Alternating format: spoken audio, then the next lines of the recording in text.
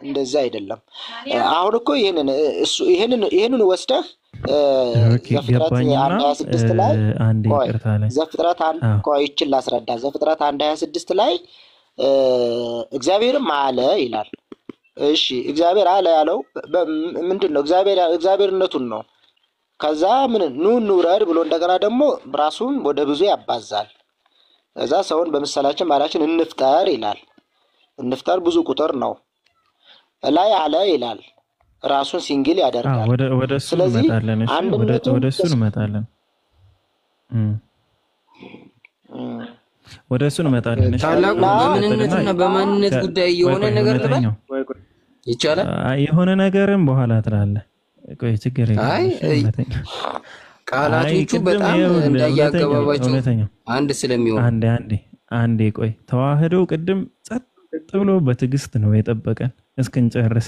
ያው ያንተ የማያልቅ ወሬ እስኪያልቅ ማለት ነው ሲጠብቅ የነበረና አሁን ደግሞ አንተ ትንሽ ታገስ እሺ። ከዛ በኋላ እንቀጥላለን።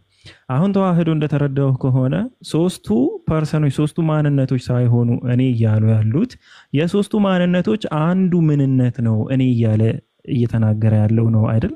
ተዋህዶ እግዚአብሔር አሁን እንዴት መሰለህ ይሄ ነገረ ኩነት ላይ ይወስደናል። እስቲ ቆይ እቺን ነገረ ኩነት ልንገርህና በሶስቱ አካላት ሶስት አካላት ስንል አብ ወልድ መንፈስ ቅዱስ ነው የትሪኒቲ አስተምሮት። አብ አባት ነው፣ ወልድ ልጅ ነው፣ ቃል ነው፣ መንፈስ ቅዱስ ሕይወት ነው፣ እስትንፋስ ነው። አብ ልብ ነው፣ ወልድ ቃል ነው፣ መንፈስ ቅዱስ እስትንፋስ ነው።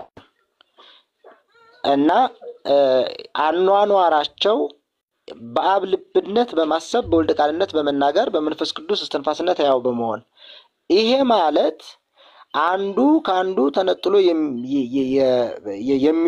የሚሉት ባህሪ የላቸው ማለት አብ ልብ ስለሆነ ገብቶኛል ለብቻው የሚነጠል አይደለም። እና አሁን ቅድም ተያልከኛለሁ ምንድነው ሳይሆን ተዋህዶ አብን ሳይሆን የነጠልኩት ማንን ያንተ ቆይ ንግግሩ ቆይ አሁን ለምሳሌ እግዚአብሔር በምንነቱ ነው የተናገረው ካልክ መናገሪያው ማን ነው አለ? አሁን እግዚአብሔር ተናገረ ካል እኔ ተዋህዶ አንድ ማትግባቡበት ነገር ስላለ እሱን ያወራሁት በሌላ መስመር። ቆይ አንዴ ተዋህዶ አንድ ነገር አንተና እሱ ተመሳሳይ ነገር ስለሌላችሁ ተመሳሳይ ነገር የላችሁም። አንተና እውነት የላችሁም ስለ አላችሁ ግን እውነተኛው አንድ አምላክ ሳይሆን ሶስት አማልክቶችም አንድ አምላክም ብሎ ነው የሚያምነው። ያን ደግሞ አንተ አታምንም። ተዋህዶ ሶስት አምላክ ብላ አታምንም። እውነተኛው እንደዛ ብሎ ያምናል። ስለዚህ እሱ ለዛ ነው ለአንተ የሚመለከትህን ጥያቄ ብቻ ነው ያመጣው። ገባ? እሱ ደግሞ ከራሱ እምነት አንፃር ከራሱ ገለጻ አንፃር ገለጻውን ሰምቼ የሚመለከተውን ነገር ብትጠይቀው ግን እንደኔ ነው የሚያምነው እኮ በደንብ ብትጠይቀው እንደኔ ነው የሚያምነው። እውነቴን ነው እኮ እውነቴን ነው። አገላለጽ ልዩነት ብቻ ነው። እሺ እውነተኛ አክቹሊ ትክክል። እኔ በእውነተኛ አንተ ባልከው እስማማለሁ።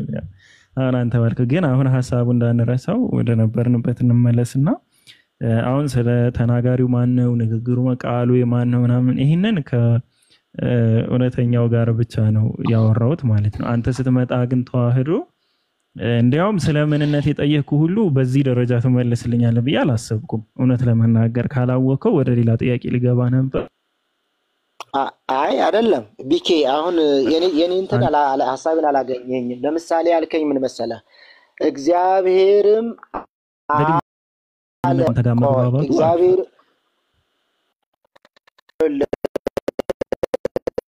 ቢኬ እግዚአብሔርም አለ ብሎ ተናገረ። ስለዚህ እኔ እግዚአብሔር ብሎ ተናገረ አይደል ቅድም። አሁን ለምሳሌ ኢሳይያስ 44 ነው ያ እግዚአብሔር በማንነቱ ነው ወይ የተናገረው አልክ። ለምሳሌ ሲናገር በምኑ ተናገረ ነው? በምኑ ተናገረ? በቃሉ ተናገረ አይደል? እግዚአብሔር አለ ብሎ የተናገረው በቃሉ ነው አይደል? አይደል ቢኬ? ቢኬ ስለ ፐርሰን ነው እያወራን ያለ ነውና ቆይ ፐርሰን ላይ ብናወራ ስለዚህ ቃል አይሰማም። እየዘገየ የእግዚአብሔር ቃሉ ማን ነው?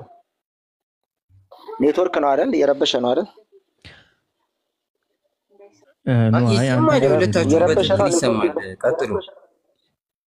እየተሰማ ነው። በትክክል ነው የሚስደመጠው። ይኸውልህ ቢኬ እያልኩ ያለሁት ምን እንደሆነ ታውቃለህ? ለምሳሌ ኢሳያስ 44 ላይ እኔ እግዚአብሔር እያለ ተናገረ አይደለ? እኔ እግዚአብሔር ብሎ የሚናገረው ማን ነው? እግዚአብሔር። በምኑ ነው የተናገረው? በቃሉ። ቃሉ ማን ነው? ወልድ። ኦኬ። አሁን ስለዚህ ማን ነው እየተናገረ ያለው ካልክ ማንነት ነው ማለት ነው። ወልድ ምንድን ነው? ወልድም አለ፣ መንፈስ ቅዱስም አለ፣ አብም አለ። ወደዚህኛው እንገባለን። በቃል ተናግሯል። አዎ። ስለዚህ እንዴት መሰለህ አሁን ስለ ፐርሰን ነው እያወራን ያለ ነው፣ ስለ ማንነት ነው። አንተ አሁን እንደ አንተ አነጋገር ከሆነ እኔ ብሎ አብ ሲናገር በወልድም ስለሚናገር ስለዚህ ሶስቱንም ይመለከታል ነው እያልከኝ ያለ፣ ወይም ደግሞ ሶስቱ በአንድ እኔነት ውስጥ ይካተታሉ ነው። ይሄ ደግሞ የሥላሴ አስተምህሮ አይደለም ነው የምልህ። ምክንያቱም በፐርሰን ሶስት ናቸው። በፐርሰን ማለት በእኔነት ሶስት ናቸው ተብሎ ነው የሚታመነው።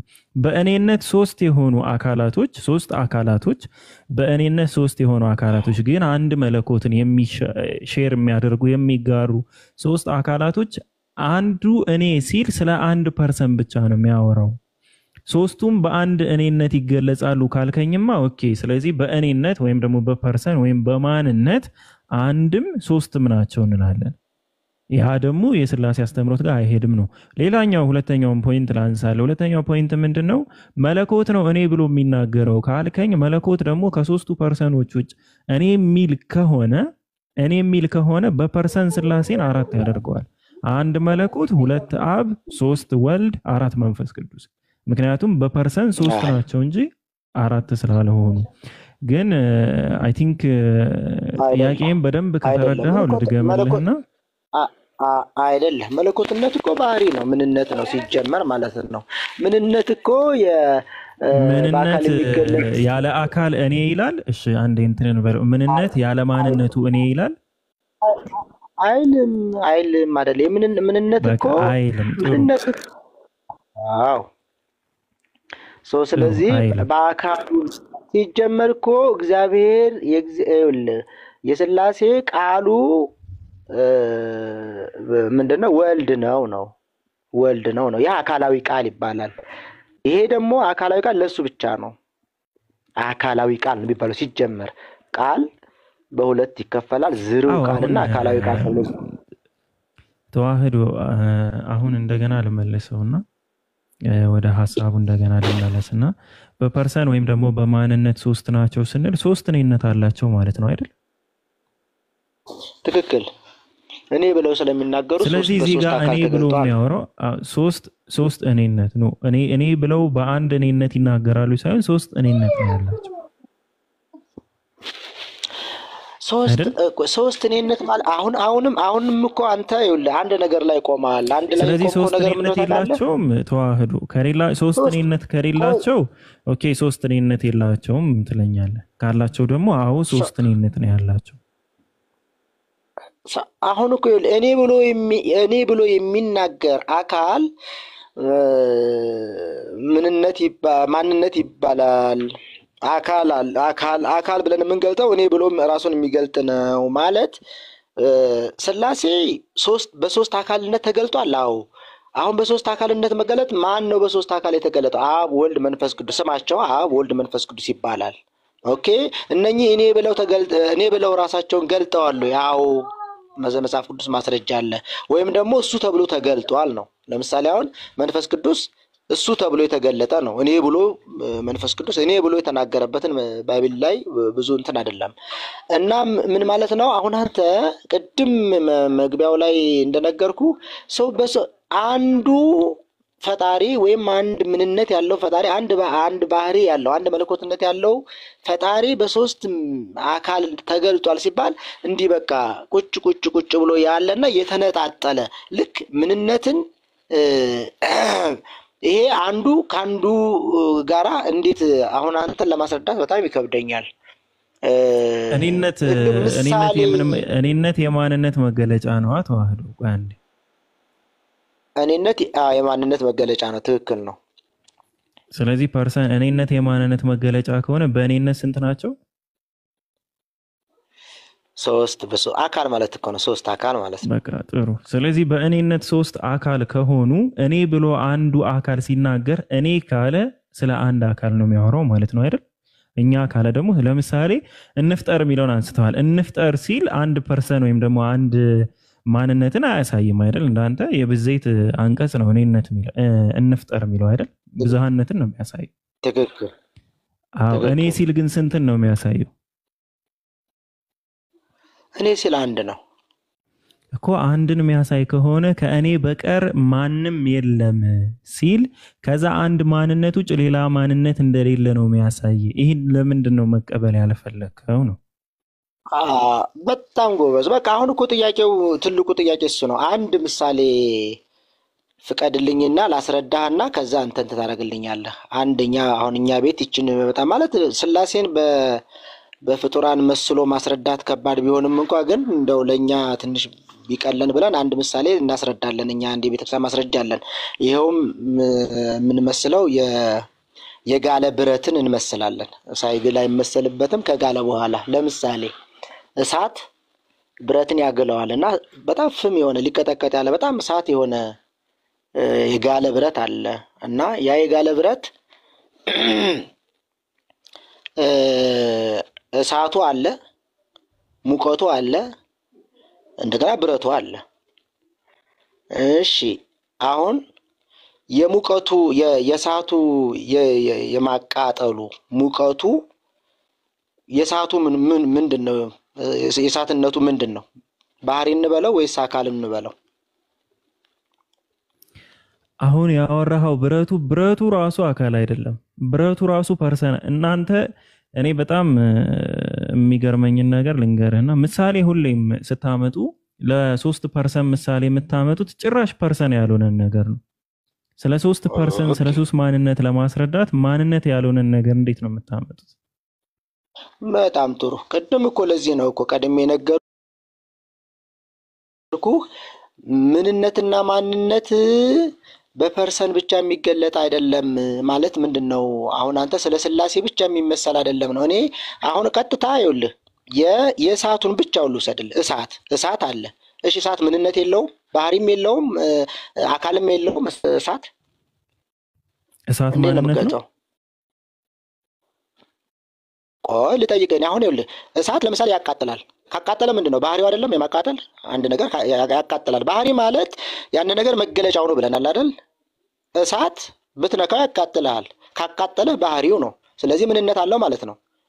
የማቃጠሉ ባህሪው ነው። እውነት ውሸት? አንዴ ላስታውስና ከይቅርታ ጋር ማንነት ማለት ወይም ፐርሰን ማለት እኔ ብሎ የሚናገር እርሱ ተብሎ የሚወራለት ማን ተብሎ የሚጠየቅ ነው። እሳቱን ማን ትለዋለህ? እኔ ይላል ወይስ እርሱ ትላለህ? እንዴነችና ኦኬ፣ ቀደም ምን ተግባባን? አካል የባህሪ መገለጫ ነው አልን አይደለም?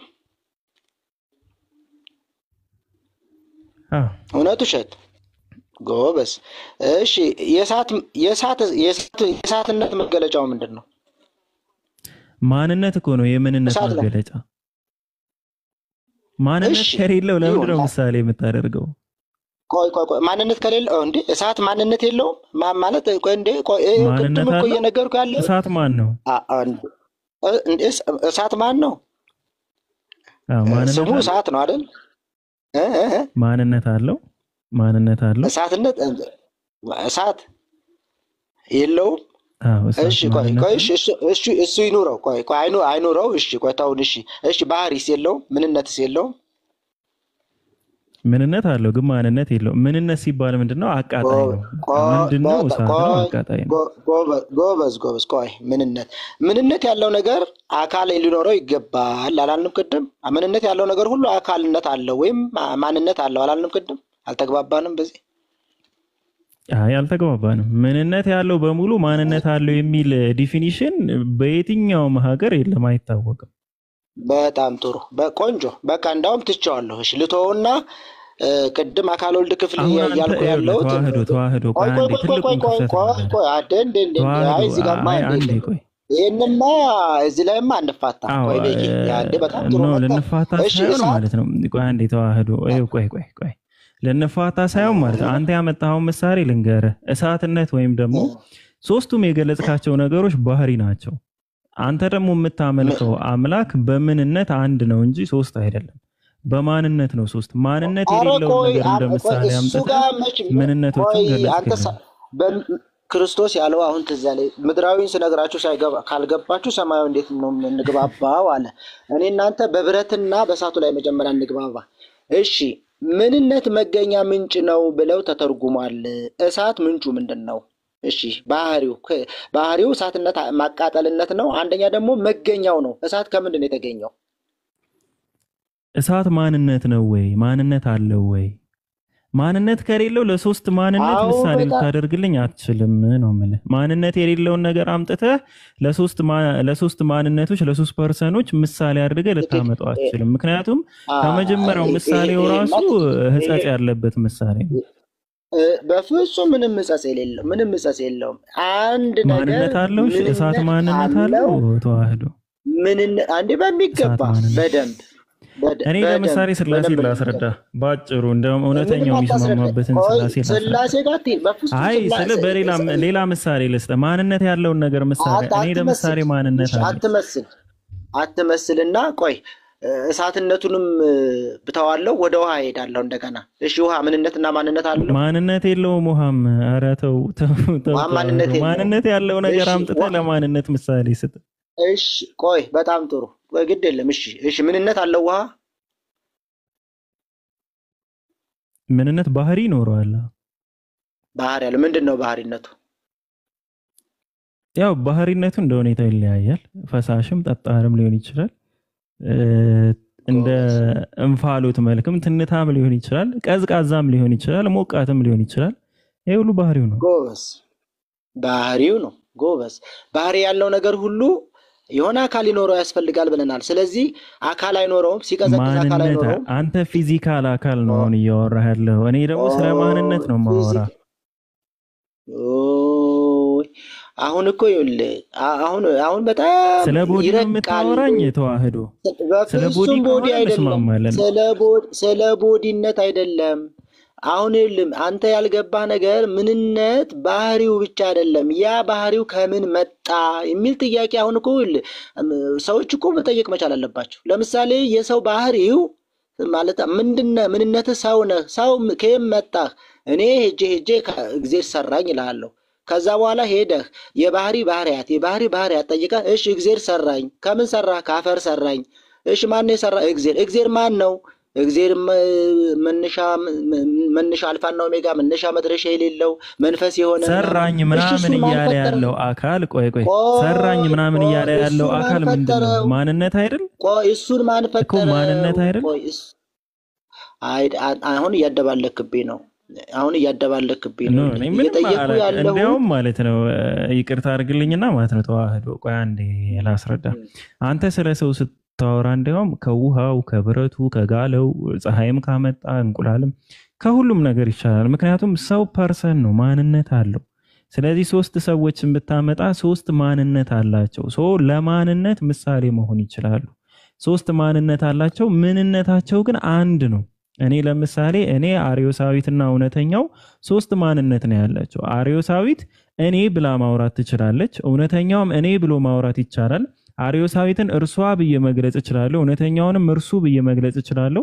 ማን ተብሎ መጠየቅ ይችላል፣ ማን ተብላ መጠየቅ ትችላለች። ይሄ በቃ ሙሉ በሙሉ ያሟላ የማንነት መገለጫ ነው።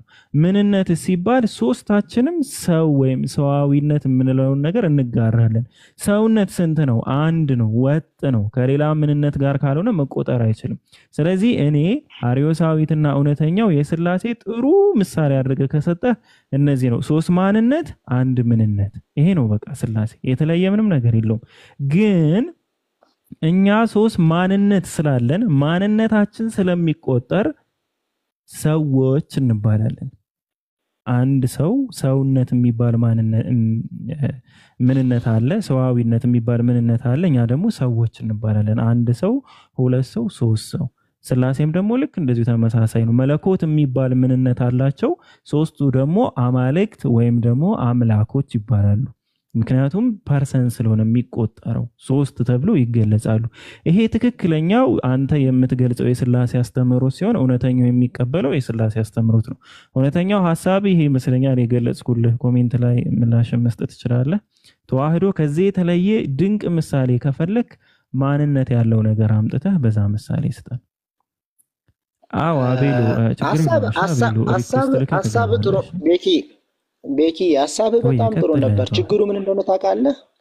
አሁን የኖሌጅ ሊሚቴሽን አለ። አሁን እዚህ ላይ አሁን ምንድነው እዚህ ጋር ልግባ ያለው እኔ በማውቀው ብቻ ቆይ በቃ ጨርሳለሁ። አንተ ትገባለህና ተዋህዶ ቆይ እዚህ ጋር አሁን አንተ ራስህ ባልከው ማንነትና ምንነትን አንድ አድርገህ ተናግረሃቸዋል። አንተ ራስህ ማለት ነው ልዩነት አላቸው ብለህ ታምናለህ? ቆይ አሁን ስለፈቀደልኝ ነው የማወራው።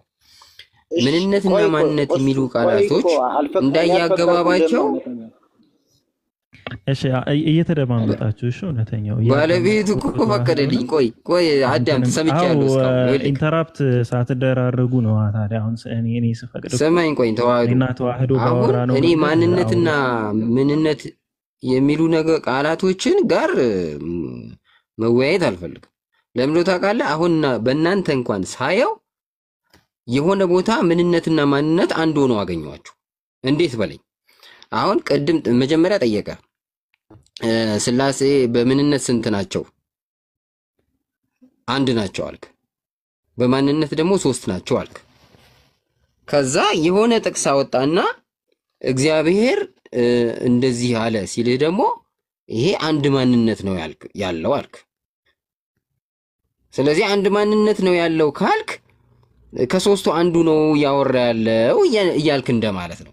ነገር ግን እዚህ ጋር ከሶስቱ አንዱ ሁሉንም ወክሎ ነው የሚያወራው። ገብቶሃል? ስለዚህ ይሄ ምንነትና ማንነት የሚሉ ነገሮች እንደያገባባቸው ዘሴም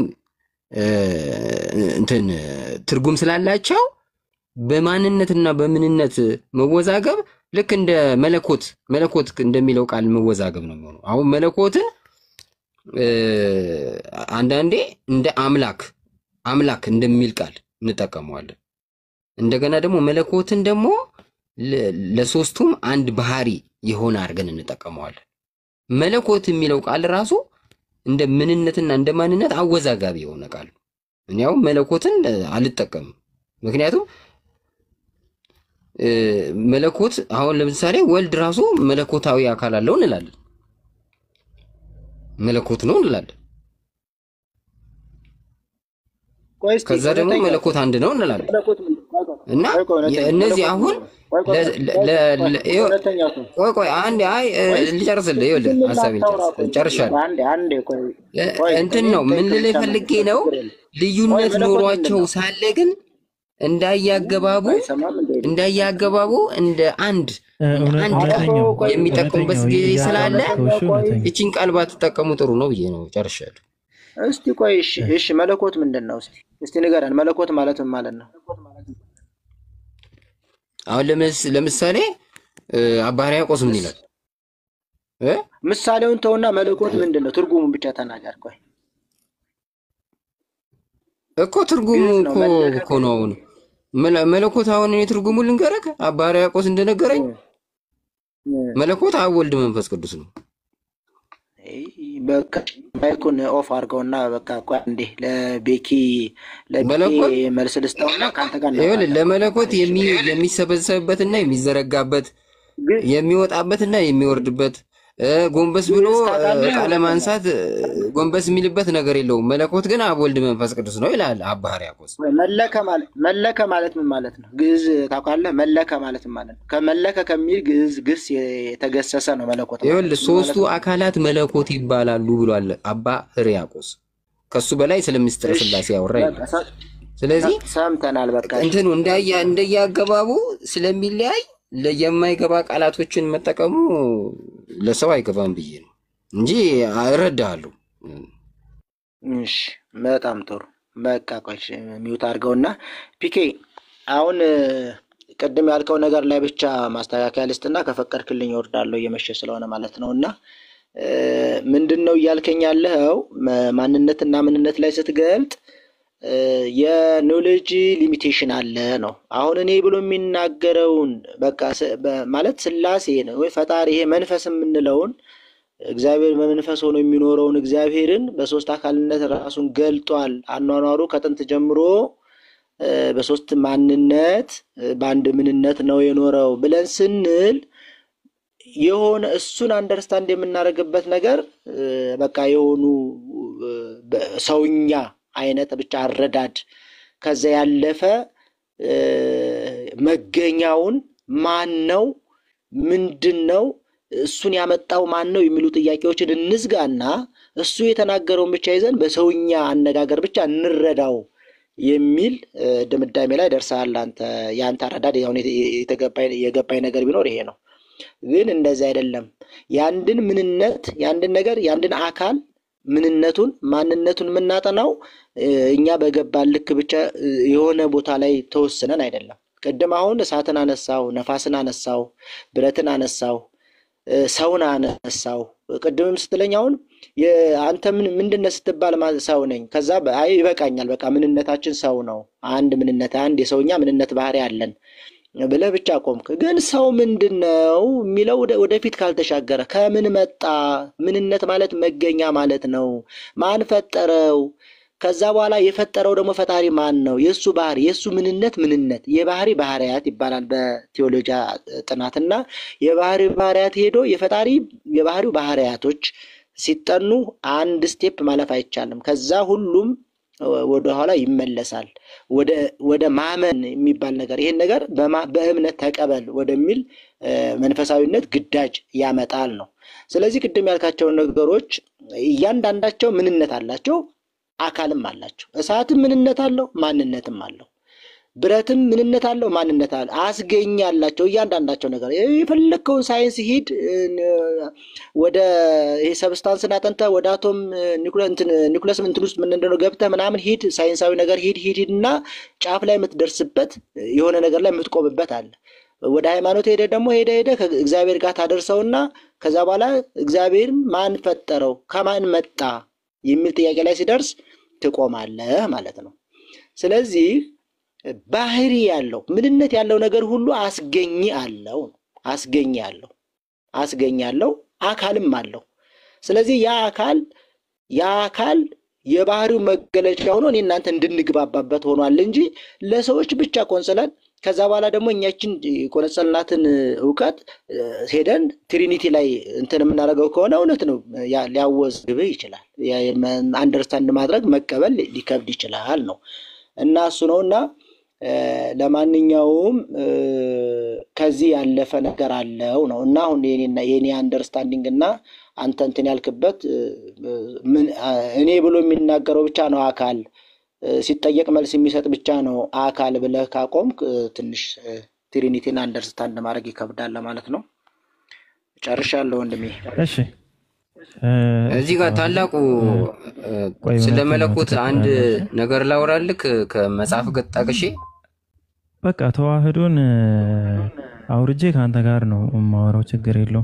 መለኮት የሚለው ሐሳብ እኮ ተዋህዶ የተናገረው ነገር ትክክል ነው። መለኮት ማለት መለከ ገዝ ሁለቱ ግዛት ማለት ነው መለኮት ማለትና መለከ ማለት ነው ምናምን ሲል ተዋህዶ አልተሳሳተም፣ ትክክል ነው። ቆይ ተዋህዶ ለምን ወረደ? አይደለም በሌላ መልኩ እንዴት እንደሚጠቀመው ላሳይኩ። ስለ ስላሴ ማውራት አይደለም። ቆይ አንዴ እውነተኛው እናወራለን። እሺ ካንተ ጋር ተዋህዶ ካለ ተመልሰ ገባ። እስልምና ላይ ጥያቄ ካለ እስልምና ላይ ጥያቄን አቅርብ። አንተ ጥያቄ ስትጠየቅ ቆይተህ መቼም እኛ ሳንጠየቅ ፌር አይደለም እና ጥያቄ ካለ ገባ። እኔም ደግሞ ሐሳቤን እንደጠቀለልከው ሐሳቤን እንጠቀልላለሁ ማለት ነው። ተዋህዶ አለ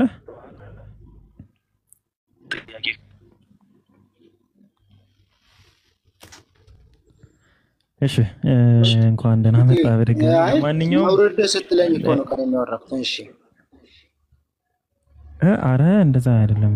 እኔ ምንም ስለማውረድ አላወራውም።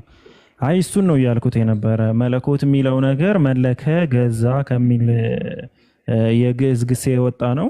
ግዛት ማለት ነው እያልኩት ነው። እና ተዋህዶ አልተሳሳተም እያልኩት ነው። መለኮት በሚለው ዙሪያ ግን ተዋህዶ አሁን እኔ እንደሱ ያው ብቻ ሀሳቤ አይ ቲንክ ለሁሉም የገባቸው ይመስለኛል። እኔ ታላቁ እሺ እውነተኛው ቆይ አንድ እንቀጥላለን። እሺ ካንተ ጋር እኮ እውነተኛው ሀሳብን ትቀጥላለህ። ቆይ ተዋህዶ ጨርሷል፣ እኔ ልጨርስ ብዬ ነው። እሺ ከዛ በኋላ እኔ እናንተ በቃ ፏ ብለን ሌሊቱን ሙሉ እናወራለን፣ ምንም እንዳያሳስብ እውነተኛው። ለማንኛውም ተዋህዶ ጋር ልጨርስና እኔ ምንነት ወይም እንደዚህ አይነት ባህሪ የማቃጠል ምናምን እንደዚህ ባህሪ ያላቸው አካላቶች በሙሉ አካል ቦዲ ፊዚካል ቦዲ አላቸው ብዬ አምናለሁ። ማንነት አላቸው የሚል እምነት ግን የለኝም። እንዳላቸው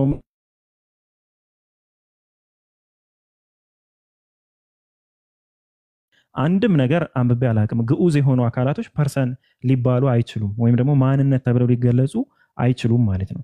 ስለዚህ እሳትም ብረትም ቢመጣ ፀሐይም ብትመጣ ውሃም ቢመጣ እነዚህ ነገራቶች በሙሉ እኔነት የላቸውም፣ እርሱ ተብለው አይገለጹም፣ ወይም እርሷ ተብለው ማንነት ደግሞ የላቸውም፣ ማን ተብለው የሚነገርላቸውም አይደለም። ስለዚህ እነዚህ አካላቶች ግዑዝ አካላቶች ናቸው፣ ግን የማቃጠል የመቁረጥ ምናምን እንደዚህ አይነት ባህሪ ሊኖራቸው ይችላል። የመቀዝቀዝም የመሞቅም ማለት ነው። ያ ማለት ግን ማንነት አላቸው ወይም ደግሞ ፐርሰኖች ናቸው ልንል አንችልም ነው። ያ ነው የኔ ትልቁ ፖይንት። ተዋህዶ ሀሳቤን ጨርሻለሁ። ሌላ ሀሳብ አልቀበልህም፣ ምክንያቱም ረዥም ሰዓት እስክትጨርስ ስለሆነ ማለት ነው። የጠበቅኩ አይ ቲንክ ጨርሰሃል ብዬ አስባለሁ። ግን ጥያቄ ካለህ እስልምና ላይ ማወቅ የምትፈልገው መልሱን እስካወቅኩት ድረስ አስተናግድሃለሁ። ጥያቄ ካለ መጠየቅ ትችላለህ። እድሉን ሳንሰጥህ እንዳትሄድ ብዬ ነው መልሼ ያስገባው። ተዋህዶ እስልምና ላይ ጥያቄ ነው? ቴንኪው አመሰግናለሁ። አንድ ጥያቄ ያለኝ። በጣም ቴንኪው፣ በጣም ነው የማመሰግነው። ጥያቄ ምንድነው? ሁለት አደርጋለሁ ከፈቀድክልኝ። የመጀመሪያው ጥያቄ እኛ ኢየሱስ የምንለው እናንተ ኢሳ የምትሉት፣ እናንተ መሲህ የምትሉት፣ እኛ ደግሞ አምላካችን የምንለው በሞቱ ጉዳይ ላይ ከእናንተ ጋር ያለውን ነገር የሚታወቅ ነው እና አይሁዶች ሊገድሉት ሲሉ ተመስሎ ሌላ መስሎ ሰጣቸው፣ እርሱ ግን አረገ ብላችሁ ታምናላችሁ። እውነት ነው? እንደዛ ነው የሚታመነው? እንደዛ ብለን አናምንም። እንደዛ ብለን አናምንም። የሞተው ሰው ኢሳ መሰላቸው ብለን ነው ምናምን እንጂ የሆነ አካል አስመስሎ ሰጣቸው የሚል እምነት የለንም። ኦኬ፣ የሞተው ሰው ኢሳ መሰላቸው። ያው እነሱ ማለት የተገደለው ሌላ መስሏቸዋል። ለነሱ ሌላ አካል ተገድሏል፣ በእሱን እናምናለን። ኦኬ ኦኬ፣ እሺ። እንደዛ ከሆነ አሁን ይሄ ነገር ትክክል መሆኑን የተገለጠው በቁርአን ነው ማለት ለነብዩ መሐመድ ከቁርአን ከወረደላቸው በኋላ።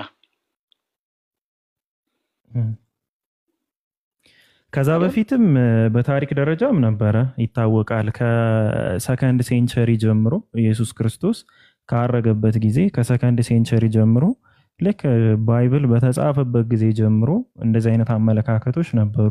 ግን ያው ሄረሲ ተብለው ወይም ምንፍቅና ተብለው ቢቆጠሩ እንደዚህ አይነት አመለካከቶች፣ እንደዚህ አይነት አስተሳሰቦች እና እምነቶች ነበሩ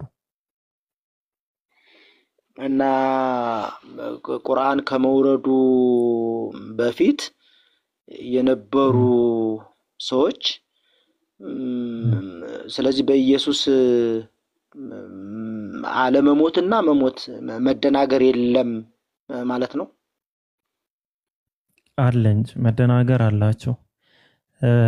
ቁርአን ከመውረዱ በፊት የነበሩ ሰዎች ኢየሱስ ክርስቶስ ሙቷል፣ ተሰቅሏል ብለው የሚያምኑም ነበሩ፣ የማያምኑም ነበሩ። ግን ቁርአን ከወረደ በኋላም ከመውረዱ በፊትም በተለይ ከመውረዱ በፊት ምን የሚባል የአስተምህሮት ክፍል አይደለም እንደ እስልምና ለምሳሌ አንድ ሰው ከቁርአን በፊት ኢየሱስ ክርስቶስ ተሰቀለ ብሎ ቢያምንም አልተሰቀለም ብሎ ቢያምንም ከሃዲ ወይም ደግሞ የክህደት የሚባለው ደረጃ ላይ አያደርሰውም። ኢቭን ኃጢአትም ላይሆንበት ይችላል ስላልተገለጸለት ወይም ደግሞ መለኮታዊ የሆነ ራእይ ስላልደረሰው ማለት ነው በዛ ዙሪያ ላይ። ስለዚህ ኃጢአትም አይደለም ምንም ከእምነቱ ፒላር መሰረቶች ጋር ስቲል አሁንም ፒላር ጋር የለም፣ ግን ከመሰረቶቹ ጋር ድሮም ቢሆን የሚጋጭና የሚጣረስ ሐሳብ አይደለም ነው። ከዛ በፊት ግን ነበሩ ሁለቱም ወገኖች ነበሩ። እንዴ ቆይ እንደዛ ምንል ከሆነ ቁርአን እስከሚወርድ ድረስ ያሉ ማንኛውም ክህደቶች ሆኑ ምንም አይነት ሊያስጠይቁ የሚችሉ በአላህ ዘንድ ሊያስጠይቁ የሚችሉ ነገሮች እንደ ኃጢአት አይቆጠሩም እያልከኝ ነው? አይደለም። አንድ ሰው ኢየሱስ ክርስቶስን ተሰቅሏል ቢል ተገሏል ቢልም ባይልም ምንም ችግር የለውም። ምንም ክህደት ተደርጎ አይቆጠርም ነው ማለት። ስለ ኢየሱስ ስቅለት ብቻ ነው እያወራው ያለሁት እንጂ ለምሳሌ ኢየሱስ ክርስቶስ አምላክ ነው ቢል ሙሉ በሙሉ ከእምነት ያስወጣል ወይም ደግሞ ከእስልምና ያስወጣል። ግን አንድ ነብይ ተሰቀለ ተገደለ ብሎ ማሰቡ ግን ያ ከእምነቱ ውጭ አያደርገውም ነው። ምክንያቱም ስቅለትና መለኮት የሚገናኝ ነገር ስላልሆነ ስለ መለኮቱ ነው የምታወራኝ። ጥያቄ እሱ እኮ ነው። አሁን ጥያቄ ለምን እንደው ታውቃለህ? ኢየሱስ ኢሳ ነብይ ነው ብሎ ያመነ ሰውማ እና ነብይ ሆኖ ሞተ ተሰቀለ የሚለው ነገር ነብይ ነው ብሎ በማመኑ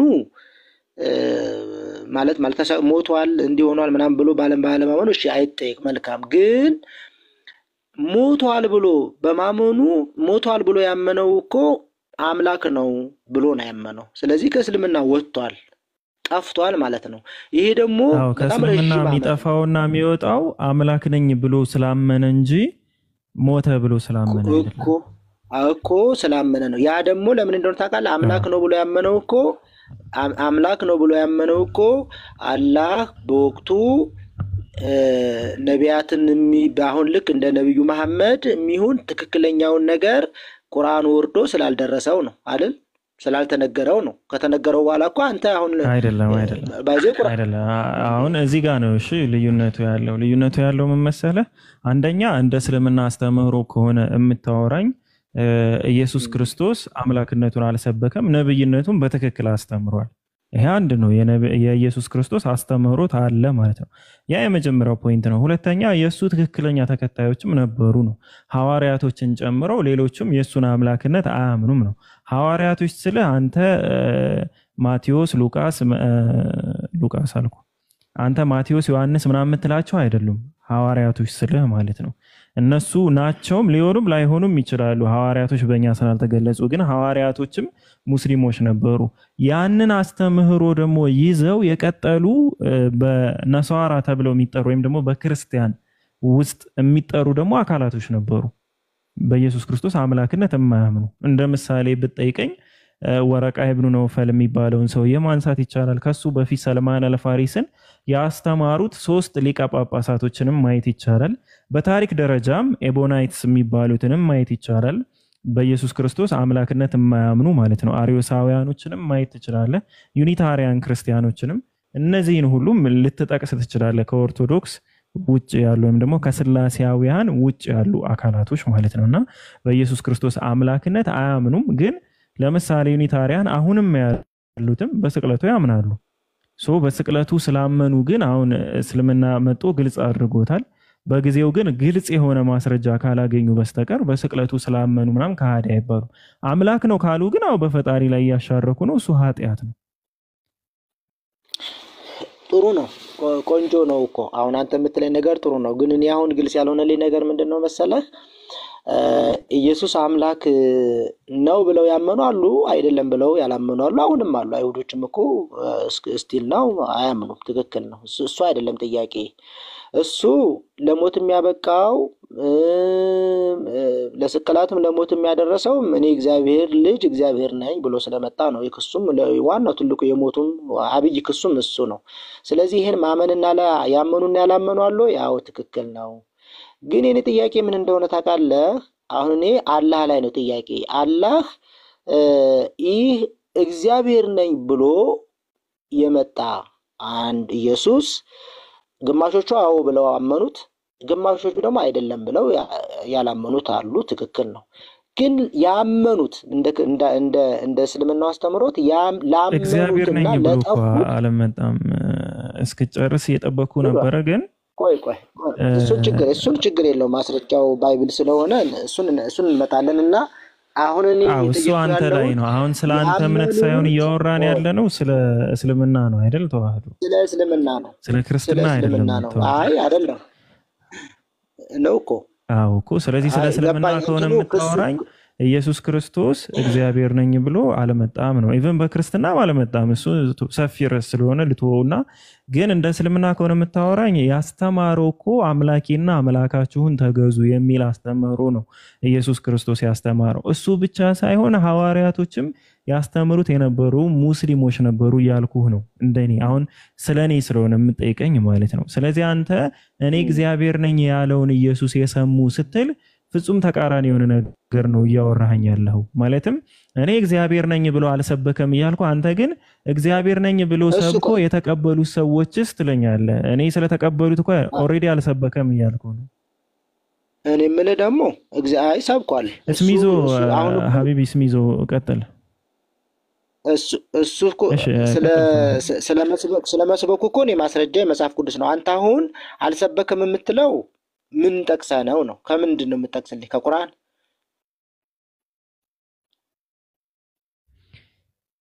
የእሱን አስተምህሮ የሚገልጹ በጊዜውም ቢሆን በሱ ጊዜ ላይ የተጻፉ ምንም አይነት ጽሁፎች የሉም። በነገራችን አይ ከምንድን ነው ከቁርአን እኔ ከቁርአን እገልጻለሁ።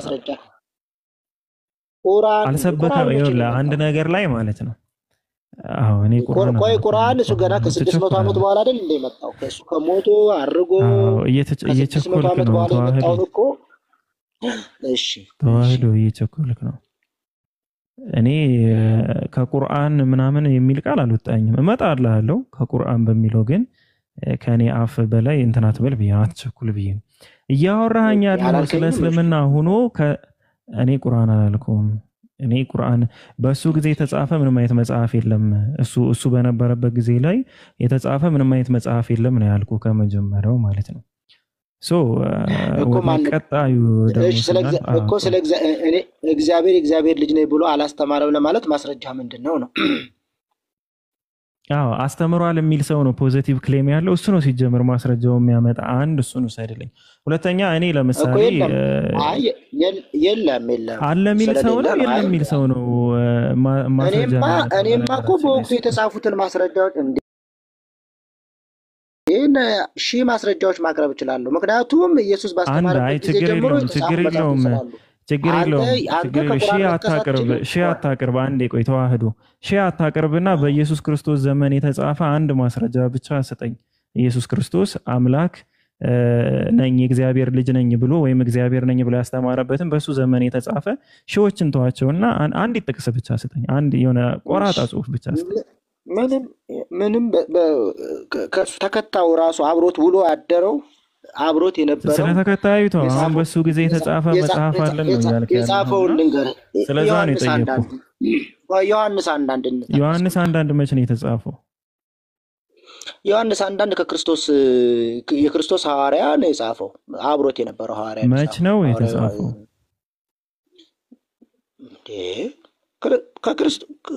መቼ ነው የጻፈው ማለት ነው? ዓመተ ምሕረቱን መቼ ነው የተጻፈው? የዮሐንስ ወንጌል መቼ ነው የተጻፈው? ከክርስቶስ እርገት በኋላ 69 ምናምን ዓመተ ምሕረት አካባቢ። አይደለም። ስለዚህ በኢየሱስ ክርስቶስ ዘመን የተጻፈ አንድም መጽሐፍ የለህም ማለት ነው፣ ወይም ደግሞ አንድም ጽሑፍ የለህም ማለት ነው። ኧረ ብዙ መጽሐፍ አመጣልሃለሁ እኮ አምጣ። በኢየሱስ ክርስቶስ ዘመን የተጻፈ ፕራይሜሪ ሶርስ የሆነ በኢየሱስ ክርስቶስ ጊዜ የተጻፈ በዛ ጊዜ በዛ ዘመን የተጻፈ አንድ መጽሐፍ አምጣ ነው የምልህ። ኢቭን ኦሪጂናል ፍራግመንቶቹ ራሱ ያሉ ከስንት ዓመተ ምህረት ጀምሮ ነው። ኢቭን በጥስጣሾቹ ስለማን ነው? አይደለም ስለማን ነው የማመጣ? ስለ ኢየሱስ አይደል? አንተ ምንድን ነው ያልከኝ መሰለህ ተዋህዶ? አንተ ያልከኝ እኔ በኢየሱስ ክርስቶስ ጊዜ የተጻፈ 1000 በላይ ማስረጃ አመጣለሁ ያልከኝ። ያው ወንጌሎች ምንም 4 ቢሆኑም ማለት ነው። እኔ ደግሞ ያልኩ አንድ ጥቅስ ብቻ አምጣ ነው ያልኩ። እኮ እያልኩ ያለሁት እኮ ስለማን ነው? ስለ ኢየሱስ ነው። አሁን እኮ ኢየሱስ እኮ የሚናገረውን ነገር ዕለቱን እየጻፈ የተናገረበት አይደለም። ስለዚህ በሱ ዘመን የተጻፈ ጽሑፍ የለህም ነው፣ ግን ከሱ ጋር የነበረ ሐዋርያ ጽፎታል ብለህ የምታምነው ነገር አለህ ነው አይደል? እንደዛ ነው። ስለዚህ በሱ ዘመን የተጻፈ የለም። በዚህ ተስማማ። ዛሬ የምንናገረው ጽፈን አንናገርም እኮ። ስለ ኢየሱስ ክርስቶስ የተጻፈው ከኢየሱስ ጋር የነበሩ ሰዎች ናቸው የጻፉት። አራቱም ወንጌል በላቸው፣ መልእክታቶቹንም በላቸው። እንደገና መጀመሪያው ሴንቸሪ ጀምረ አሁን እኮ ሸሸኝ ወጣ። ዋናው ጥያቄ ሳልጠይቅ እኮ ወጣ ፒኬ። አዎ አንተ ነህ። አሁን አንተ ስለ እስልምና ባለው በኩል ልመልስልህ ስል ኖ ምናምን አልክ። እኔ ገና ስለ ቁርአን ሳላወራ ስለ ቁርአን አነሳ። ስለ ቁርአን ካወራን ሰፋ ያለ ነገር ላወራ እችላለሁ። ቁርአን የአላህ ቃል ስለሆነ ነው የምንቀበለው። አላህ ደግሞ በዘመኑም በጊዜውም የነበረ አምላክ ነው ማለት ነው። የአላህ ቃል ለመሆኑ ደግሞ ማስረጃዎችን መስጠት እችላለሁ። ገባ? ይሄ አንዱ ነገር ነው። ሁለተኛው ግን እኔ ከመጀመሪያው ጀምሮ ያወራው ነገር ምን መሰለህ? አንዴ ተዋህዶ እንዲህ ነበር። እኔ አንተ ጋር ሳወራ ስጠይቅህ እንደዚህ ነበር ያወራው። እሺ እስሚዞ ቀጥልማ። እስሚዝ እኔ ሌላ ዓለም ውስጥ ነኝ። አንተ ቀጥል። ቅድም በአረብኛ አልኩ። ሰላም አለይኩም። ተቀበልኩ እኮ አስተያየት ሚውት አድርጌያለሁ።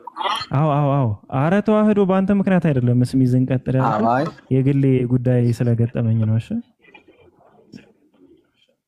ኦኬ። ከነጥቡ ሳንወጣ ተዋህዶ እኛ በቁርአን መሰረት ኢየሱስ የራሱን አምላክነት አልሰበከም፣ አንዱን አምላክ አላህን አምልኩ ነው ያለው ብለን ብንናገር ችግሩ ምንድነው?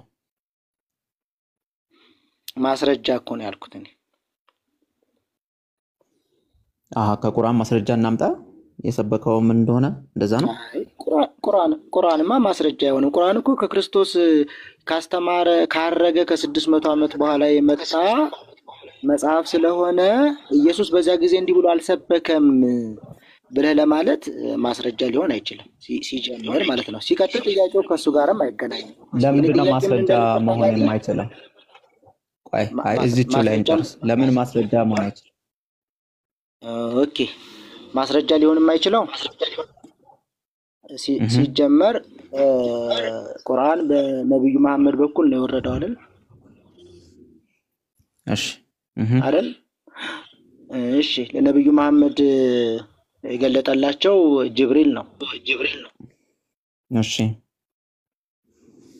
እሺ ከጅብሪል ውጪ ቁርአን ትክክለኛ ያላህ ቃል ለመሆኑ ሌላ ማረጋገጫ ማስረጃ አለ?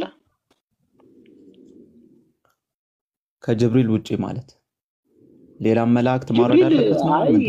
የነገረው ጅብሪል ነው ትለኛለህ ስለምትለኝ ጅብሪል ያውቀዋል ጉዳዩን። ከዛ ውጪ ግን ትክክለኛ ይሄ ቃል ያላህ ቃል ስለመሆኑ ነብዩ የተናገሩት ያላህ ቃል ስለመሆኑ ሌላ ማረጋገጫው ምንድነው ማለት ነው? ነብዩ የተናገሩት ነብዩ የተናገሩት አይደለም። የተቀበሉት ቁርአን እኮ ወረደ ነው። በጅብሪል አማካኝነት ወረደ። ከዛ በኋላ ደግሞ ለነብዩ ደረሰ። ነብዩ ለእናንተ ለምዕመናኖቻቸው አደረሱ ነው እያልኩ ያለሁት። ይሄ የተወረደው ቁርአን ትክክለኛ የአላህ ቃል ስለመሆኑ ከጅብሪል ውጪ ሌላ የሚያውቀው አለ ወይ ነው? ምስክርነት አለ? ማን እንዲያውቀው ነው? ማን ማወቅ አለበት? እኔ እንዳምን ለምሳሌ አሁን ነብዩ መሐመድ ተሳስቶ ማን ማወቅ አለበት? መላእክት መላእክት ለሁሉም የሚገለጡ አይደሉም። መላእክቶች ለተወሰኑ ሰዎች ወይም ደግሞ አላህ Subhanahu Wa Ta'ala አምላክ ለመረጣቸው ነብያቶች እንጂ ራንደምሊ ለማንኛውም ሰው የሚገለጡ አይደሉም። ስለዚህ ቁርአን ከአላህ Subhanahu Wa Ta'ala መሆኑን ለማወቅ ከአላህ Subhanahu Wa Ta'ala ወይም ደግሞ እስሚዝ ቆይ እስሚዝ ለምንድን ነው መላእክቶች ላይ ሌላ ሰው የማይገለጡት? መላእክቶች ላንተ ይገለጣሉ። መላእክቶች እንዴ በጣም በደንብ በሚገባ እንጂ ለምን የማይገለጥም? እንትናቸው ራሱ ፍጥረታቸው ራሱ ለመገለጥ ነው፣ ለማገልገል። መላእክት ማለት አገልጋይ ማለት ነው ሲጀመር። እግዚአብሔር ካዘዛቸው የመላእክት ትርጉሙን አልጠየቅኩም እኔ። አንተ መላእክቶችን ታያቸዋለህ። የኔን ነው የነገርኩህ። የኔ እኮ የማምንበትን ነገርኩህ። አንተ ግን የምታምንበትን ለምንድን ነው የወሰንካቸው? ለምን ለተወሰኑ ብቻ እንዲገለጡ ማለት በምን መላእክቶችን ታያለህ። ሚካኤልን አይተኸው ታውቃለህ? ተገልጦልሃል ሰማይ ላይ? እሱ ደግሞ ሌላ ጥያቄ ያመጣብሃል። ሚካኤል ማን ነው የሚል ጥያቄ ያመጣብሃል። ሚካኤል ማለት ሚካኤል መልአክ ነው አይደል? ሚካኤል መልአክ ነው። ሚካኤል የሚባል ስሙ ነው።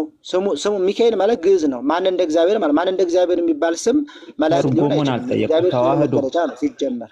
ቶፒክ ሽፍት አታርግ። ተዋህዶ ትርጉም ከጠየቁ ትርጉም ትመልስልኛለህ። አሁን እኔ የስም ትርጉም ላይ አይደለም ጥያቄ። ሚካኤል አንተ ምንም መልአክ መሆኑን ከተስማማን በኋላ ሚካኤል ለአንተ ተገልጦልሃል ወይ? እኔ መላእክት ተገልጠውልኛል። እኔ ሚካኤል፣ ገብርኤል ምናምን የሚባሉት ስያሜው ራሱ የመጣው ክብር የእግዚአብሔርን ክብር ይገልጣል ተብሎ ስም ተለጥፎላቸዋል እንጂ አንተ እንደምታስበው ሚካኤል ማለት ስሙን ይዞ የቆመ ነገር አይደለም ነው በእኔ አስተምሮት። ገብቶሃል? መላእክት ረቂቅ ናቸው፣ መናፍስት ናቸው እኮ። ተገልጦልሃል ወይ መላእክቶች? ለምሳሌ ለያዕቆብ መላእክት ተገልጦለታል አይደለ? ትክክል። ለአንተ ተገልጦልሃል ወይ? እንደ ያዕቆብ ነው አሁን የኔ ጥያቄ። በሚገባ መላእክቶችን ታያቸዋለህ እንዴ? ይሄ እኮ የእምነት ጉዳይ ነው። እሱን ተወውና አሁን እኔ መላእክት ተገልጦልኛል ማረጋገጫ የለም። መላእክት አሁን ለእኔ ተገልጦልኛል ስላልኩ አያልተገለጠልም ተገልጦልም ከሆነ እሰየው ብለህ ታልፈዋለህ እንጂ የኔ መልስ ላንተ አይደለም። አይ በባይብሉም መሰረት መላእክቶች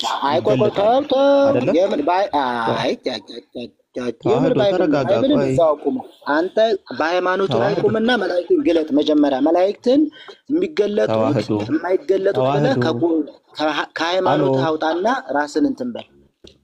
ተዋህዶ እሺ፣ ቀስ በል ተረጋጋ። አሁን እያልኩ ያለሁት ምንድነው? መላእክቶች ራንደምሊ ለማንኛውም ሰው የሚገለጡ አይደሉም ብዬ ስነግርህ ለምን ማስረጃ ለምን? ተዋህዶ ቆይ እስቲ ተረጋጋ። አፌ ላይ አትቁም። እሺ ተረጋጋ። እነዚህ መላእክቶች የሚገለጡት አላህ Subhanahu Wa Ta'ala ሲፈቅድና ሲፈልግ ብቻ የሚገለጡ ናቸው፣ የሚመጡ ናቸው። ማን ነገረ ይሄንን? አረ ቆይ ተረጋጋ፣ ልነግርህ ነው። ተዋህዶ ካምባላ አፌ ላይ ቆም ከሆነ ተወርዳለህ። አስሚዝ አሁን አንተ የምትነግረኝ ዝም ብዬ ለምን ሰማህ? ማን ነገረህ ነው? ከየት አመጣው ይሄንን አስተምሮት ነው? ማስረጃ ከሰጠኝ ልመንህ። አሁን እኔን እንድትነግረኝ የነገርከኝን እንዳምን ነው። ላውራ ተረጋጋ። እንዴ ሳላውራ ማን ነገረህ? ከማን አወቅ ይሄንን? ለምን ዝም አትልም? ላውራ። እሺ ይሄው ዝም ብያለሁ። ጨርስ። ሚውት አድርግ እስቲ። ሚውት አድርግ አንዴ።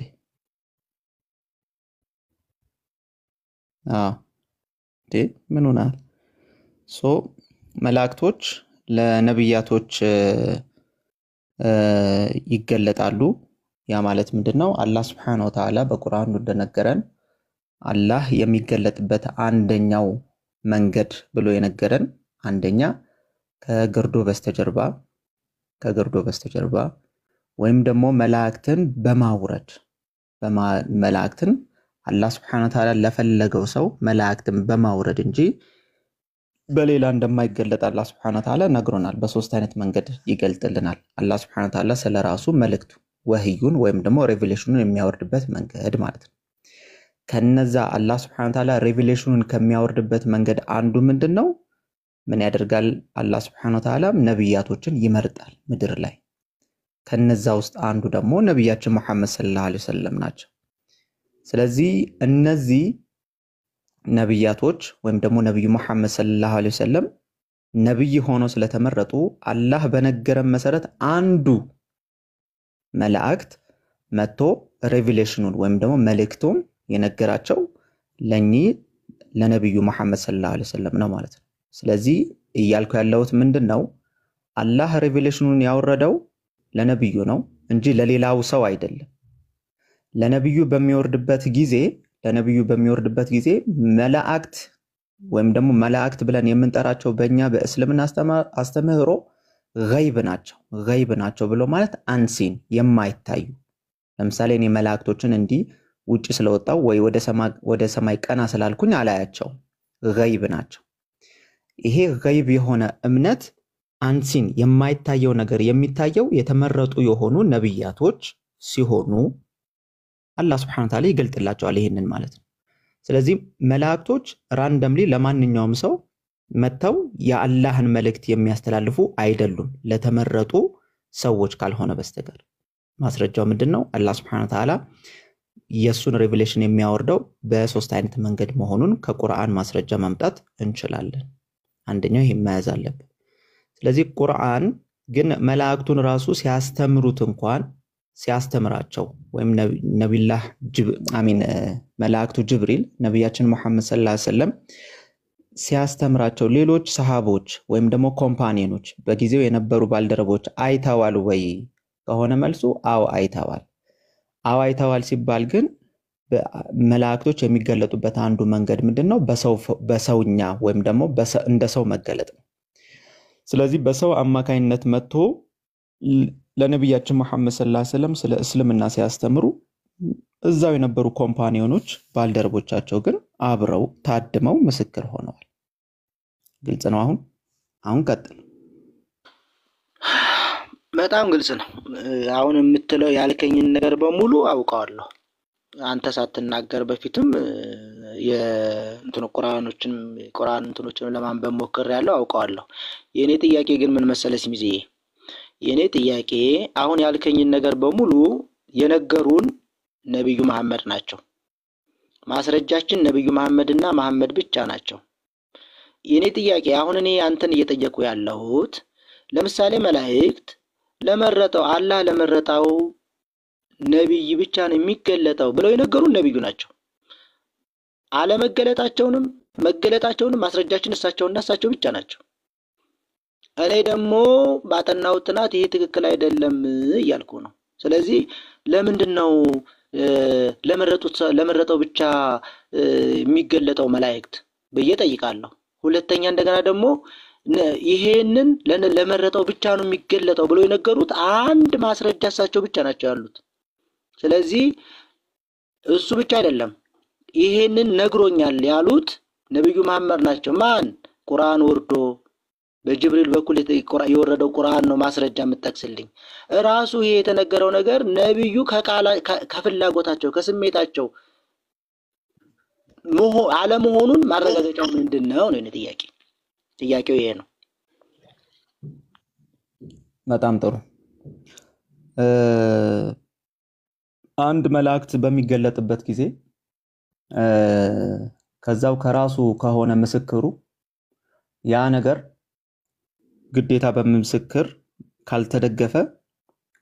ካልተደገፈ ያ ነገር ውሸት ነው ብለህ ታምናለህ? እኔማ መንኩ ቋምኝ እኔ እኮ አለማመን የጀመረው እኮ ነብዩን ነው። ነብዩ ለብቻቸው የተገለጠው ነገር ብቻ ስለሆነ ለነብዩ የወረደው ይህ ቁርአን ይህ የአላህ ቃል ነው የመንፈስ ምንድነው መንፈሳዊ ቃል ነው ብዬ ለማመን እቸገራለሁ ነው። ለምሳሌ ምስክር ስለሌለ ማለት ነው። ምንም ነገር የለም። አሁን ማንንም ከየትም ሌላ ማስረጃ የምትጠቅስልኝ ነገር የለም። የጠቀስክልኝ ምንድነው ነብዩ ራሳቸው የተናገሩትን ነገር ነው መልስ እየነገርከኝ ያለው።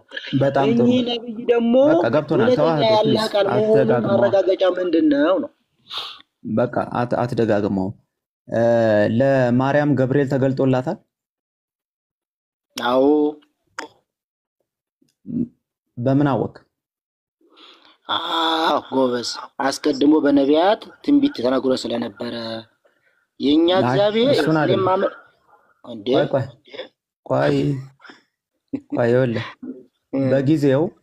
በጊዜው ለማርያም ተገልጦላት ነበር አይደለ? ገብርኤል ትክክል።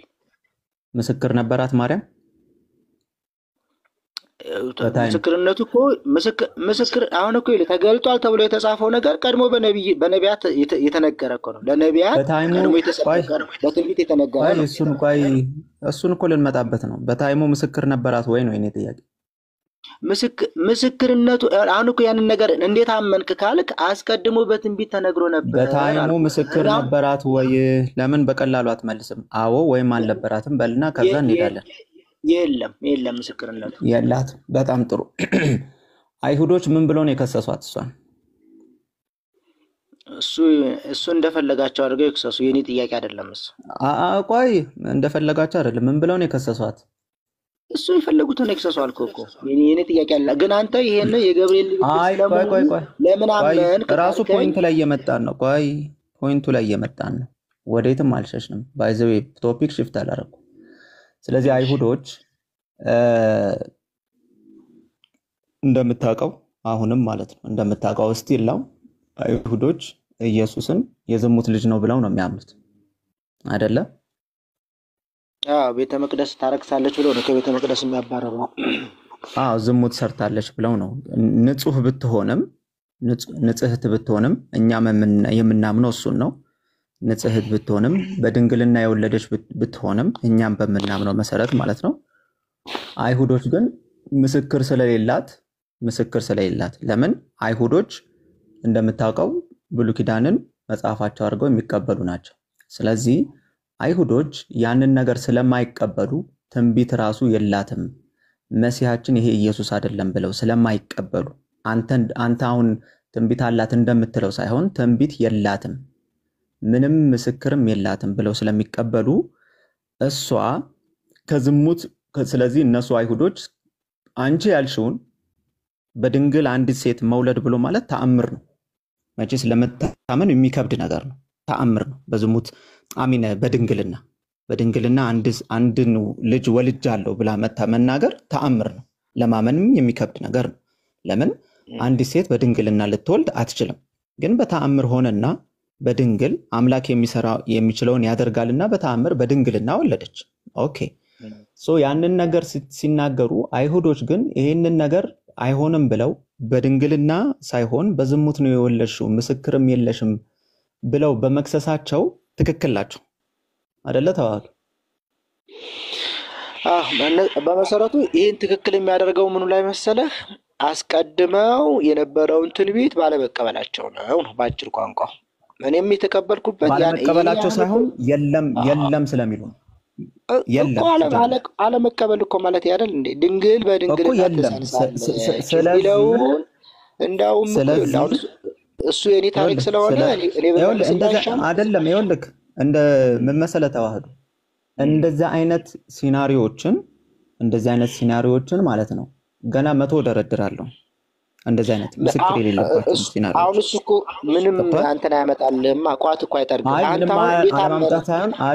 ምን እንደሚያመጣ ደግሞ ደብል ስታንዳርድ የሚባል ነገር አለ። ለአንተ ጊዜ ሲሆን ምስክር ቆይ ሌላም እንደዚህ ምስክር ጭራሽ የማታገኝላቸውን ፖይንቶች ደግሞ እናመጣለን። ቆይ እንዳምንህ አይችን መልስልኝ። ይችን መልስልኝ እናመጣለን።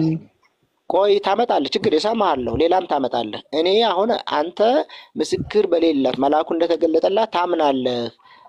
ለነብዩ መሐመድ ደግሞ ሲሆን ጅብሪል ተገለጠ ስልህ ለምን አላመንክም የሚል ሲናሪዮ ስለሆነ የምታመጣው። እኔ እያልኩ ያለሁት እንዴት አመንክ ካልክ የትንቢቱን ቃል ነው እኔ ያመንኩት አልኩ። ለነብዩ ትንቢት ነበራቸው። ለነብያችን መሐመድ ሰለላሁ ዐለይሂ ወሰለም ቁርአን እንደሚወርድላቸው ከጅብሪል ቁርአን እንደሚወርድላቸው በቀደሙ ነቢያቶች ተገልጠው ነበር። በነቢያት የተጻፈ መጽሐፍ አላችሁ። ያንን ነገር አሁንም መናገር እንችላለን። አለው የለም ብለኝ ስሚዚ ያታድከመኝ አለው ወይም የለም። አፌ ላይ አትቆም ፕሊስ። ስመልስ አፌ ላይ አትቆም። ያ ስሚዚ ጥያቄ ነው የጠየቀው። ስሚዚዬ በእናትህ አለው እኮ አለው ወይም የለም ብለህ መልስልኝ። አጭሩ ተዋህዶ ልመልስልህ ነው ያልኩ ነው። ወይም ማዳመጥ ማትችል ከሆነ መውረድ ትችላለህ። አለው ወይም የለም ለማለት ውረድ ይቻላል። ለነቢያችን መሐመድ ሰለላሁ ዐለይሂ ወሰለም ትንቢት ተነግሯል ወይ? ለሱ ለጠየቀው ጥያቄ አዎ ትንቢቶች ተነግረዋል። ተናግረዋል። ግን ባይ ዲፎልት ድጋሚ ግን ትንቢት ራሱ መነገሩ መስፈርት አይሆንም። አሁንም ድጋሚ ማለት ነው። ለምን ካልን ትንቢት ያልተነገረላቸው ምስክር እንኳን የሌለው ትንቢት ያልተነገረ በደንብ አዳምጡ። ትንቢት ያልተነገረ ምስክር የሌላቸው ነብያቶችን ተቀብሎ ተቀምጧል። አሁን ለነብዩ መሐመድ ሰለላሁ ዐለይሂ ወሰለም ሲሆን 100 መስፈርቶችን ያመጣሉ። ወደ ባይብላቸው ተመልሳችሁ ግን ወደ ባይብላችሁ ገብታችሁ ደግሞ ይሄን ነብያቶች እንዴት ተቀበልከው? እነዚህ መስፈርቶችን ለነቢዩ መሐመድ የሚያመጡትን መስፈርቶችን አፕላይ ስታደርጉት ባይብል ላይ ያለ ነብይ በአጠቃላይ ተሰባብሮ ነው የሚያልቀው። ኦኬ፣ ተሰባብሮ ያልቃል። ለምሳሌ አሁን ትንቢት ባለኝ ላይ አብዲዮ የሚባል ነብይ አለ በባይብል። ለሱ ትንቢት ተንብዮለታል ወይ ብዬ ብጠይቀው አይደለም ትንቢት ይቅርና ምስክር የሚባል ማን እንደሆነ ራሱ በደንብ አይታወቅም። ግን ጀስት ባይብል ላይ ግን ተጠቅሷል። ስለተጠቀሰ ብቻ ነብይ ነው ብሎ ያምናል። ነብዩ መሐመድ ጋር ሲመጣስ አልቀበልም፣ እንዲህ ያላቸው ምስክር አላቸው፣ በዚህ ገቡ በዚህ ወጡ፣ ግልጽ ነው። ማን ጋር ሲሆን? ነብዩ መሐመድ ጋር ሲሆን ማለት ነው። ግልጽ ነው። ሌሎች ምስክር የሌለባቸው ሲናሪዎችን ከባይብል ውስጥ ማምጣት እንችላለን ወይ? ያ በሚገባ ሌሎች እንደዚህ ምስክር የሌለባቸው አምላክ ስለተናገረና አምላክ ስላወረደ ብቻ የሚቀበሉትን ሲናሪዎች በገፍ ማንሳት እንችላለን፣ በደንብ ማለት ነው። ግልጽ ነው። እስሚዝ እኔ ልጠይቅህ፣ ከዛ ውስጥ ለምሳሌ እውነተኛው ክርስቲያን ነህ አይደለ? አይ ቲንክ አንዴ ስለ እስልምና ልጠይቅህ በዛው ከአሁን ካወራችሁት አንፃር አሁን ይቻላል። ክርስቲያን ነህ እውነተኛው? አፎን አንዴ ያዳመጥኳቸው ነበርና ማን ነበር ስሙን ተዋህዶ ሳትወርድ በፊት ባወራ ደስ ይለኝ ነበር። ጊዜ እየጠበቅኩ ነበር። መላእክትን ያዩ ሰዎች ከሆኑ የአይን ምስክሮች አሉ እስልምና ላይ። ከእናንተ ያሉ የአይን ምስክሮችን ደግሞ ያው እናንተን እንጠይቃለን ማለት ነው። ሰሂህ ሙስሊም ሐዲስ 2306 ኤ ላይ ሰዓድ የዘገበው ዘገባ አለ። እሱም ምንድነው? በኡሁድ ጦርነት ጊዜ ከነብያችን ቀኝና ግራ ጎን ላይ ነጭ ፈረስ ላይ የሆኑ ነጭ የለበሱ ጅብሪል እና ሚካኤልን አየው ቀኝና ግራ ጎናቸው ላይ ብለው በቀኝ በኩልና በግራ በኩል ብለው ያስቀመጡ ሐዲስ አለ። አየው ብሎ በአይኑ ያየውን ያስቀመጠበት ማለት ነው። አንድም አካል ሚራክልም በሉት ተአምር መላእክትም በሉት መጽሐፍ ቅዱስ ላይ አየው ብሎ ስለ ኢየሱስ ክርስቶስ የሰበከ ምንም ነገር የለም። ተአምራቶችን ቢባል እንደዚሁ መላእክቶችንም ቢባል። ሌላው ሰሂህ ሙስሊም ላይ 8ኛው ሐዲስ ኤ ላይ አሁንም ሱሐባዎች በተቀመጡበት ሁኔታ ላይ ጅብሪል መጥቶ ስለ ኢህሳን፣ ስለ ኢስላም፣ ስለ ኢማን የጠየቃቸው ጥያቄ ነበረ፣ ስለ ትንሣኤ ቀን ምልክቶች ጭምር ማለት ነውና እስልምና ላይ ሰሃቦች የአይን ምስክሮች ያዩ ሰዎች አሉ ወይ? መላእክትን ከሆነ አዎ በደንብ አሉ። ጅብሪልን ያዩ ሰዎች አሉ ወይ? አዎ አሉ። የተለያዩ ሐዲሶች አሉ፣ በደንብ አሉ። ጅብሪልንም ያዩ ሚካኤልንም ያየ እንዲሁም ጅብሪልም በተለያዩ ጊዜያቶች አይተዋልና እንደዚህ አይነት ማስረጃ ግን ደስ ያላቸውን ነብይ መርጠው ከአይን ምስክር አንድ የአይን ምስክር እንደዚህ አይነት ማስረጃ ማቅረብ አይቻልም ነው ክርስትና ላይና እስሚዞ ቀጥሉ። አፎን ምንም ሊረጋልኝ አልቻለም ነው እንጂ እኮ ሳይጠፋኝ ጠይቃችሁ በዛው እንድትመልሱት። እሺ እውነተኛው አንዴ ትጠይቃለህ፣ ችግር የለውም። ፖይንትን እንትን ትላለህ። ነው ሳርሰው ልጠይቃችሁ በዛው እንድታስረዳኝ ነበር። ጻፈው። እሺ እንዳትረሳው፣ ችግር የለውም። ቀላል ነው። ባጭሩ ምን መሰለክ? እሺ ከድ ማለት አሁን አላህ አንድ አካል አንድ አምላክ ነው የሚል የብሉይ ኪዳን መጽሐፍ የምትቀበሉት አለ?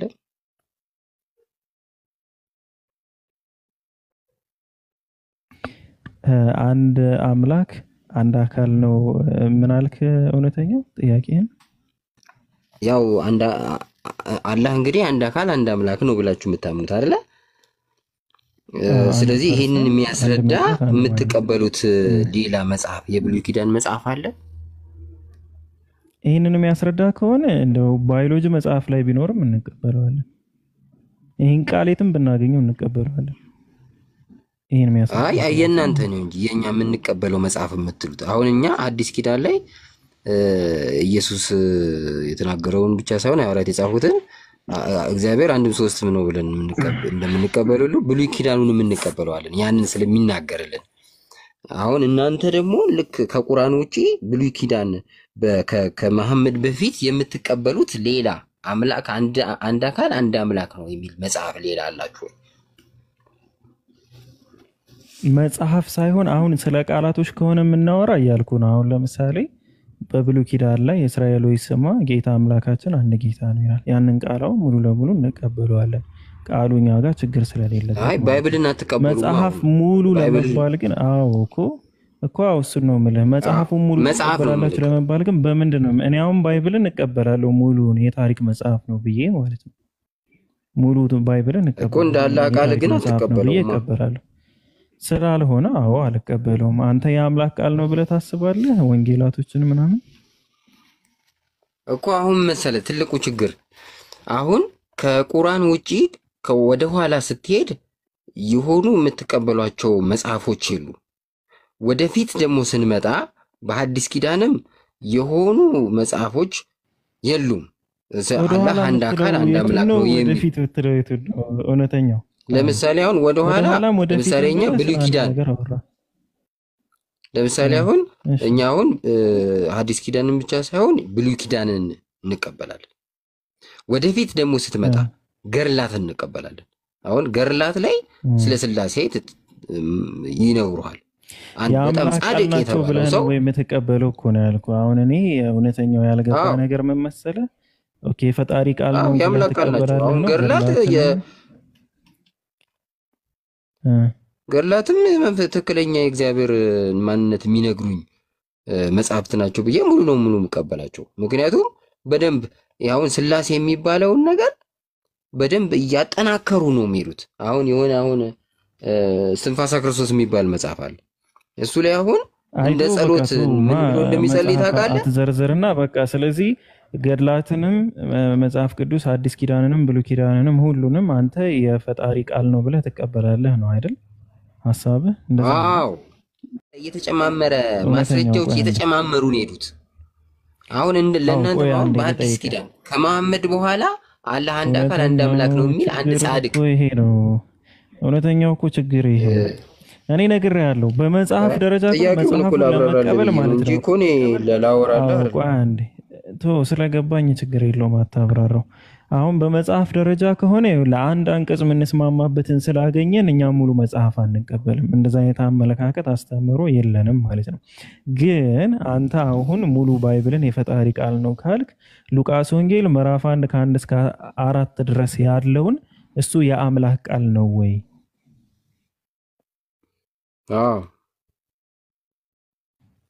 ኦኬ በእግዚአብሔር መንፈስ ተመርቶ የተጻፈ ነው ብዬ ነው የማምነው። አምላክ ነው ለቴዎፍሎስ ደብዳቤ የጻፈው? የሰው ስራዎችማ ይገለጻሉ እኮ የሰው ስራዎች እግዚአብሔር እኮ በሰው ስለሚሰራ የአምላክ ቃል ነው አይደለ?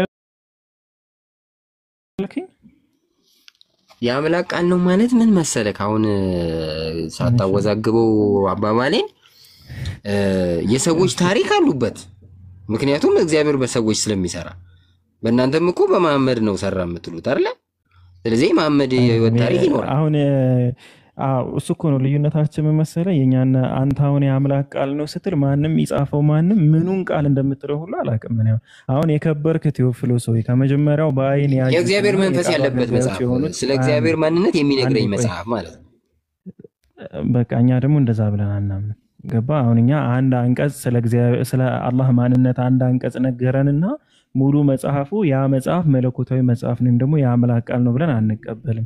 አንተ ደግሞ የምትለኝ ኦኬ ስለ ኢየሱስ ክርስቶስ አምላክነት ወይ ስለ አብ ወይ ስለ መንፈስ ቅዱስ አምላክነት ይናገራልና ሙሉ መጽሐፉ የአምላክ ቃል ነው እያልከኝ ነው።